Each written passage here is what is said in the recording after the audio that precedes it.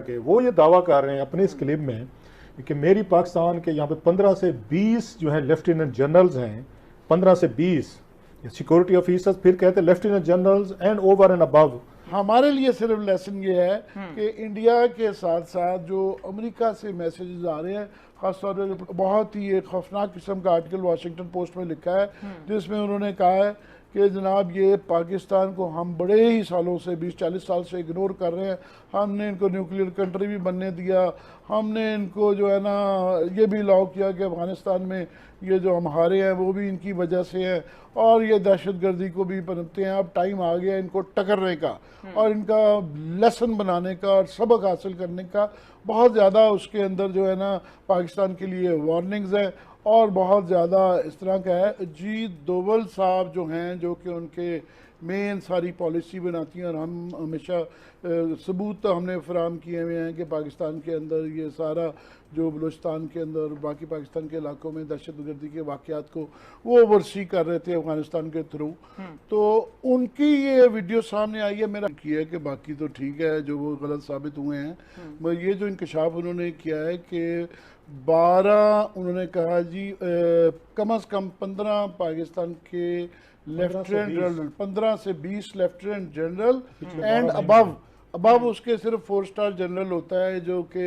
Joint chief of chairman staff होता है या फिर आर्मी चीफ होता है। तो मौजूदा आर्मी चीफ तो नहीं मिले, उसकी खबर तो खैर बहुत आ जानी थी सामने, साबिक आर्मी चीफ हो सकते हैं। उन्होंने क्लैरिफाई नहीं किया कि वो सर्विंग ये जर्नैल थे या ये रिटायर्ड थे, और उनका जी 12 महीने में मुख्तलिफ जगहों पे मैं इनको मिलता रहा हूँ। हमें ये थोड़ा बहुत तो बताया जाता है कि जनाब NSS की मीटिंग हुई या एक बैक चैनल हम रखते हैं, मगर उसकी एक्सटेंट, उसकी वसअत और जितना तवातर ये बता रहे हैं कि 15 से 20 लेफ्टिनेंट जनरल पाकिस्तान आर्मी के मिलते रहे हैं, तो एक तो ये पता चलता है कि बहुत ज़्यादा राब्ते बैक चैनल पे बहुत ज़्यादा रहते हैं, हेयर एंड देयर, पता नहीं कहाँ कहाँ कि हुए हैं, हमें नहीं इसकी उन्होंने वाजे नहीं किया। दूसरा उन्होंने जो इसके अंदर जो मंजर पेश किया है, उन्होंने कहा जनाब ये कहा जाता है कि वहाँ पे अफगानिस्तान के अंदर जो है 3 लाख फौज है और 25,000 पुलिस है, और वो बिल्कुल इक्विप्ड भी हैं, मोटिवेटेड भी हैं, हर सूरत हाल को निपटने के लिए तैयार है, और वो बिल्कुल अफगानिस्तान की कौम की, आइन की, उस रियासत की हिफाजत करेंगे। बिल्कुल उन्होंने कहा जी ये एक एजम्पशन है, ये एक सोच है।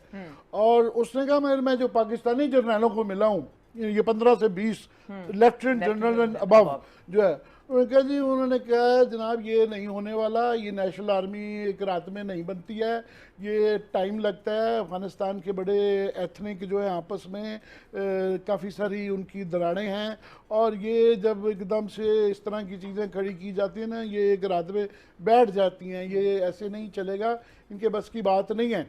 तो साथ में उन्होंने बड़े गुरूर के साथ ये कहा है, उन्होंने कहा जी मैं ये पाकिस्तानी जर्नैलों को बिल्कुल नहीं इनकी बात मानता,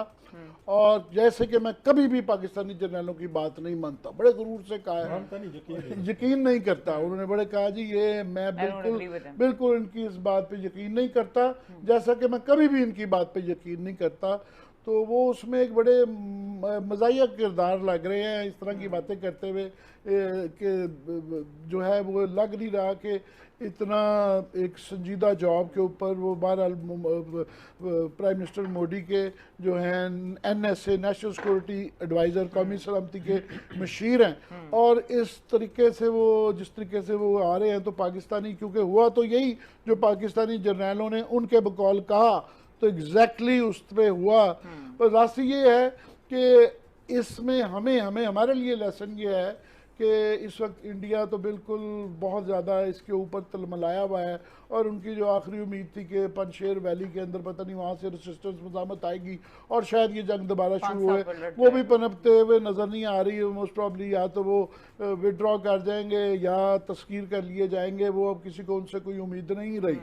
और इंडिया भी अपनी पॉलिसी बदल रहा है। आज की खबर ये है कि मोदी साहब ने पुतिन को, रूस के सदर को जो है उनसे बातचीत की है, और वो उनके ज़रिए अब कुछ बीच में घुसने की कोशिश कर रहा है, क्योंकि अदरवाइज़ इंडिया टोटली जो उससे अफगानिस्तान से रिलेटेड गुफ्तो शनीद है उसके अंदर टोटली आउट है, उनके ज़रिए आ रहे हैं। हमारे लिए सिर्फ लेसन ये है कि इंडिया के साथ साथ जो अमेरिका से मैसेजेस आ रहे हैं, ख़ासतौर पर जो प्रोड्यूसर साहब दिखा सकें कि हाल ही में जो है जो अमेरिकी सदर ट्रंप के नेशनल सिक्योरिटी एडवाइज़र थे जॉन बोल्टन साहब जो हैं, उनको बाद में निकाल दिया गया था। उन्होंने बहुत ही एक खौफनाक किस्म का आर्टिकल वाशिंगटन पोस्ट में लिखा है जिसमें उन्होंने कहा है कि जनाब ये पाकिस्तान को हम बड़े ही सालों से 20-40 साल से इग्नोर कर रहे हैं। हमने इनको न्यूक्लियर कंट्री भी बनने दिया, हमने इनको जो है ना ये भी अलाउ किया कि अफ़गानिस्तान में ये जो हम हारे हैं वो भी इनकी वजह से हैं, और ये दहशत गर्दी को भी बनते हैं। अब टाइम आ गया इनको टकरने का और इनका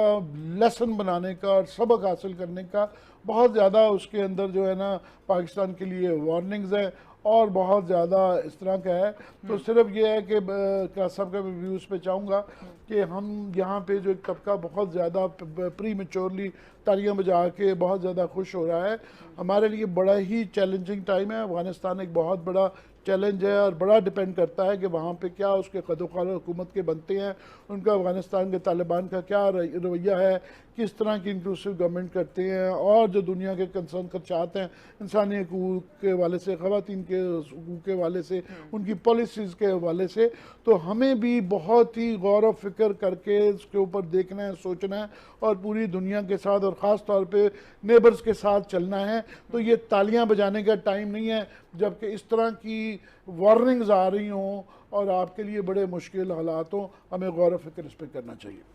इस तरह के मुश्किल हालात में किस तरह से गवर्नमेंट चलेगी, टू मेनी इंपॉर्टेंट थिंग्स, और सबसे ज़्यादा इंपॉर्टेंटली ये भी है कि IMF के बाद वर्ल्ड बैंक ने भी अफगानिस्तान को कहा है कि हम नहीं सपोर्ट करेंगे, but this is I know this is secondary issue. असल जो इशू है जिस पे बड़ी खबर है मैं समझता हूँ, जो इट वेंट ऑन नोटिस्ड, और जो भी हमने क्लिप सुना है तो बड़ा अहम क्लिप, बड़ा क्लिप है, उसका थोड़ा सा इतना लाइटली नहीं लेना चाहिए कि इसको मैं दोबारा पर्सपेक्टिव इसका बताता हूँ कि कितना इंपॉर्टेंट एक क्लिप है जो सामने आया है उनका। एक तो सुनी सुनाई होती है ना, किसी की रिपोर्ट आ गई, सोर्सेज कोट, वो दैट्स अनदर थिंग। एक चीज है कि जो खुद जो है वो खुद ऑन कैमरा कह रहे हैं, और ये ऑन कैमरा कहाँ कह रहे हैं, मैं समझाऊं इस क्लिप से, अमेरिका का थिंक टैंक है मेरा ख्याल है, वहाँ पे ये खिताब कर रहे हैं। अच्छा। वो आपको उसका लोगो नजर आएगा अगर if I am not wrong. वहाँ पे वो अपने असेसमेंट दे रहे हैं, वहाँ पे अफगानिस्तान से रिलेटेड जो है उनको जो भी उनके ऑडियंस है उसमें 3-4 चीजें वो बड़ी अहम कह रहे हैं। बड़ी खबर तो ये है, बिग स्टोरी मैं समझता हूँ, जो कहते हैं ना कभी हम ऐसे बिग स्टोरी कहते हैं, बम शेल जिसको कहा जाता है, वो बम शेल ये है कि इनके अजीत डोवल साहब जो हैं वो सिक्योरिटी एडवाइजर हैं इंडिया के, वो ये दावा कर रहे हैं अपने इस क्लिप में